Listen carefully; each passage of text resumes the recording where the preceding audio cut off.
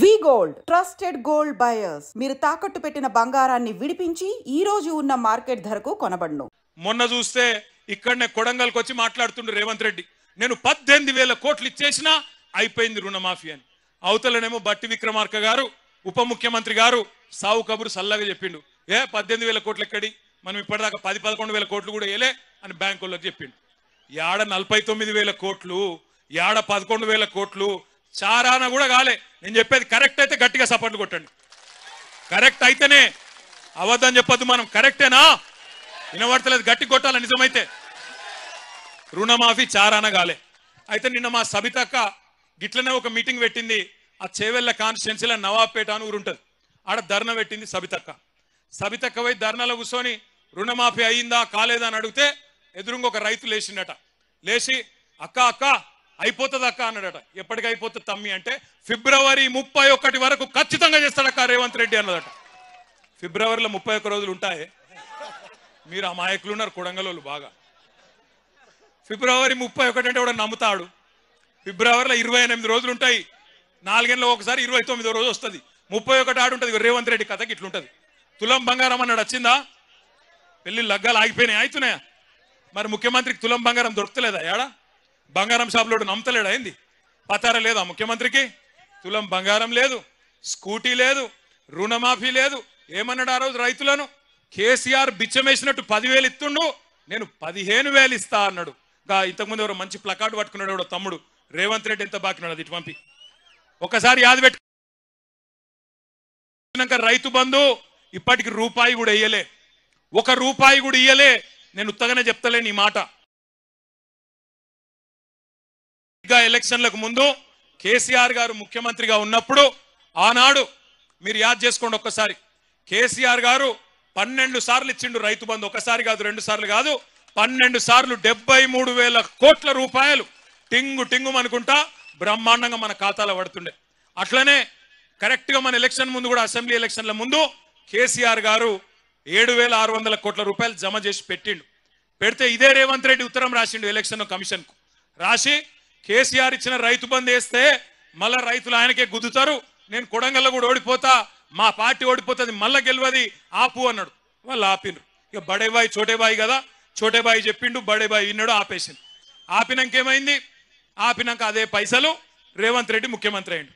అయినాక మరి వెంటనే ఇయ్యాలి కదా, ఇయ్యలే. 4 నెలలు ఆ పైసలు, కేసీఆర్ ప్రభుత్వం దాపెట్టిన పైసలు 4 నెలలు సతాయించి ఎప్పుడు ఇచ్చిండు? మళ్ళా పార్లమెంట్ ఎలక్షన్లప్పుడు. ఒకప్పుడు ఓట్లు డబ్బల పడాలి కాబట్టి నోట్లు మీ అకౌంట్లో వేసిండు. అది కూడా ఏంది, పాత పైసలే. 5,000 ఇచ్చిండు తప్ప 7,500 ఇయ్యలే. కాబట్టి మొదటి పంట బాకీ 2,500 రూపాయలు, ఎకరానికి 7,500 ఇస్తా అన్నాడు, 5,000 ఇచ్చిండు ఆనాడు డిసెంబర్ 23లో. ఆ తర్వాత వానకాలం వచ్చింది, రైతు బంధు ఇచ్చిండు. వానకాలం రైతు బంధు ఇచ్చిండు, అయ్యలేదా? ఇయ్యలేదు, ఎగ్గొట్టిండు. మరి అది బాకీ ఉన్నాడు కదా, ఎకరానికి 7,500, అది కూడా బాకీ ఉన్నాడు. 7,500 పాత బాకీ, 2,500, 10,000 బాకీ. మళ్ళా ఇప్పుడు మళ్ళా పంట వచ్చింది, మళ్ళీ నాట్లేసే టైం వచ్చింది. ఇప్పుడు ఎంత ఇవ్వాలి? మళ్ళీ ఇప్పుడు మళ్ళీ 7,500 ఎకరానికి ఇవ్వాలి. కాబట్టి రేవంత్ రెడ్డి మనకు మొత్తం ఉన్న బాకీ ఎంత? ఎకరానికి ఎంత? మీ కొడంగలోళ్ళు హుషారు లేరువా? ఎకరానికి 17,500 రూపాయలు బాకీ ఉన్నాడు. పాలమూరు బిడ్డగా, నల్లమల్ల అడవులో నుంచి వచ్చిన నేను ఒక రైతు బిడ్డగా 2 లక్షల రూపాయల రైతు రుణమాఫీ చేస్తా అని సరిగ్గా 60 రోజుల్లో 25,50,000 మంది రైతులకు 21,000 కోట్ల రూపాయలు, 2 లక్షలు రుణమాఫీ చేసి ఇచ్చిన మాట నిలబెట్టుకొని, మాట తప్పని మడమ తిప్పని పార్టీగా ఈరోజు 25,50,000 మంది రైతులకు 21,000 కోట్ల రూపాయల రైతు రుణమాఫీ చేసినాం. ఇవాళ రైతు రుణమాఫీ చేయలేదంటున్నాడు. లెక్కలు చెప్తా, ఏ ఊర్లో, ఏ తండాలో, ఏ గూడెంలో, ఏ రైతుకి ఎంత రుణమాఫీ చేసిందో 25,50,000 మంది రైతుల వివరాలు శాసనసభలో పెడతా. 21,000 కోట్ల రూపాయలు ఎవరి ఖాతాలో వేసిందో నేను లెక్క చెప్తా. నీకు చిత్తశుద్ధి, నీకు నిజాయితీ ఉంటే రా, వచ్చే అసెంబ్లీలో నువ్వు మాట్లాడు, అడుగు. అదేవిధంగా ఆనాడు నువ్వు 5,000 రూపాయలు సంవత్సరానికి రైతు బంధు కింద 10,000 ఇస్తే నేను ఎన్నికల్లో 15,000 ఇస్తా అని చెప్పిన. కానీ ఏ రోజు కూడా చంద్రశేఖర్ రావు గారు మనం అప్పుల్లో లేము, మనం ధనిక రాష్ట్రం, మన దగ్గర సంచుల కొద్దీ గుమ్మీల కొద్దీ రూపాయలు ఉన్నాయని అబద్ధాలు చెప్పిండు. వచ్చి చూస్తే గుమ్మీలు ఖాళీలు ఉన్నాయి, గుమ్మి కింద పందికొక్కులాగా కేసీఆర్ కుటుంబం మొత్తం తిని కూసున్నది. అయినా అధైర్యపడకుండా 15,000 బదులు ఆనాడు నువ్వు ఇచ్చిన 10,000 ఎగ్గొట్టిన 10,000 కాకుండా ఇవాళ 12,000 రూపాయలు సంవత్సరానికి రైతులకు ఇవ్వాలని రైతు భరోసా కార్యక్రమాన్ని జనవరి 26 తారీఖు నాడు ప్రారంభించుకున్నాం.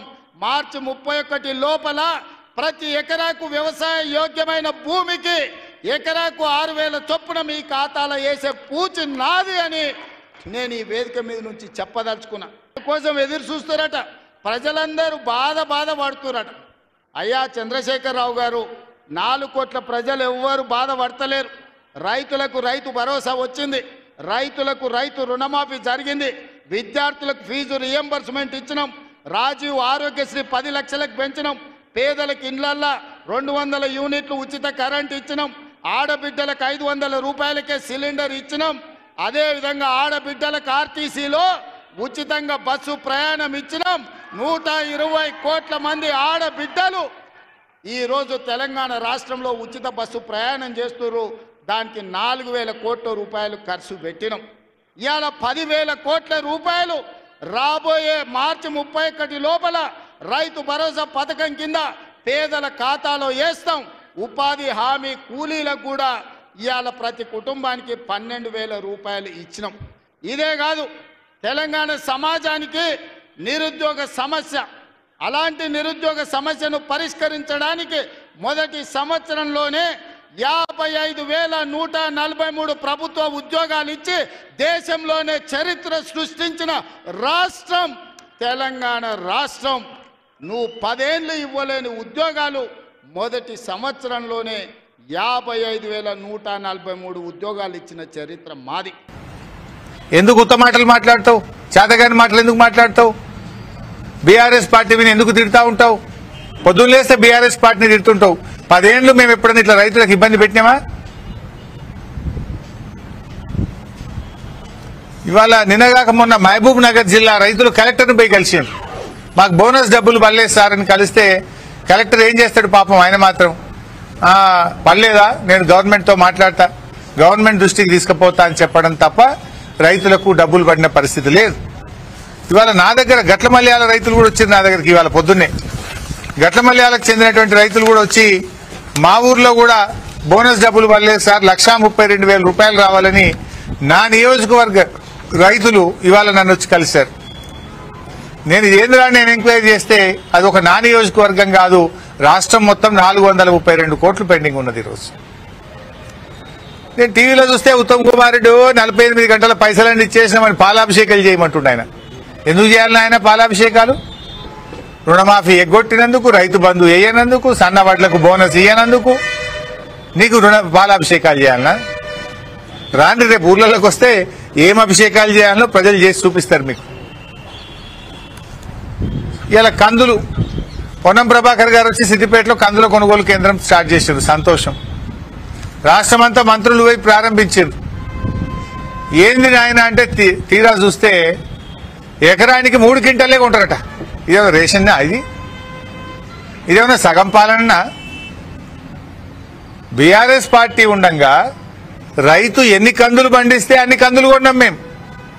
కానీ ఇప్పుడు ఇది కాంగ్రెస్ సర్కార్, కోతల సర్కార్. ఇది ఎలక్షన్ల ముందేమో అవి కోతలు, ఏవి అడిగిందల్లా ఇస్తాం, కోతలే కోతలు.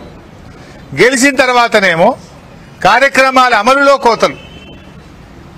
ఇప్పుడు ఏంది, ఎకరానికి జనరల్గా కందులు 6 క్వింటాల నుంచి 10 క్వింటాల దాకా పండుతాయి రైతులకు. మంచిగా పంటే 10 క్వింటాలు పండుతాయి, తక్కువ 6 క్వింటాలు పండుతాయి. కానీ కాంగ్రెస్ వాళ్ళు ఏం చెప్తున్నారంటే మీరు పాస్బుక్ తీసుకురాండి, వ్యవసాయ శాఖ అధికారులు నువ్వు అర్ధెకరం పండించినవా ఎకరం పండించినవా సర్టిఫికేట్ ఇవ్వాలి. ఆ సర్టిఫికేట్ ఎకరం పండిస్తే 3 క్వింటాలే కొంటాం, మరి మిగతా 3 క్వింటాలు ఏడమ్ముకోవాలి? ఇదేం గవర్నమెంట్? నేను అడుగుతున్న వ్యవసాయ మంత్రి తుమ్మల నాగేశ్వరరావు గారు స్వయంగా రైతు. ఇది మీకు నచ్చుతుందా అని అడుగుతున్న తుమ్మల నాగేశ్వరరావు గారు, ఇది మీకు తెలిసే జరిగిందా? అరే ఇన్ని ఆర్థిక ఇబ్బందులున్నా మేము ఆలోచన చేశాం. ఎట్టి పరిస్థితుల్లో ఈ రాష్ట్రంలో వ్యవసాయానికి యోగ్యమైనటువంటి ప్రతి ఎకరాకి రైతు భరోసా ఎటువంటి షరతులు లేకుండా ఇవ్వాలని రాష్ట్ర మంత్రి మండలి నిర్ణయం తీసుకుని ప్రకటించాం. పంట పండించడానికి ఇచ్చేటువంటి ప్రోత్సాహాన్ని ఎట్టి పరిస్థితుల ఆపం. పంటకు యోగ్యత అయినటువంటి ప్రతి వ్యవసాయ ఎకరానికి ప్రతి కుటుంబానికి మేము రైతు భరోసా ఇస్తామని చెప్పి చాలా స్పష్టంగా నిన్న ప్రకటించడమే కాదు, సంక్రాంతి నుంచి ఈ ప్రక్రియను మొదలుపెట్టి భారత రాజ్యాంగం బాబాసాహెబ్ అంబేద్కర్ ఈ దేశ ప్రజాస్వామ్య పునాదులు నిలబెట్టి రాజ్యాంగాన్ని అమలు చేసుకొచ్చిన జనవరి 26 నుంచి పంపిణీ చేసే కార్యక్రమాన్ని మీరు కాదు, మీకు సంబంధించిన వందల వేల మంది వచ్చి అడ్డు నిలబడిన రైతు భరోసా పంపిణీ చేస్తాం, చేసి చూపిస్తాం.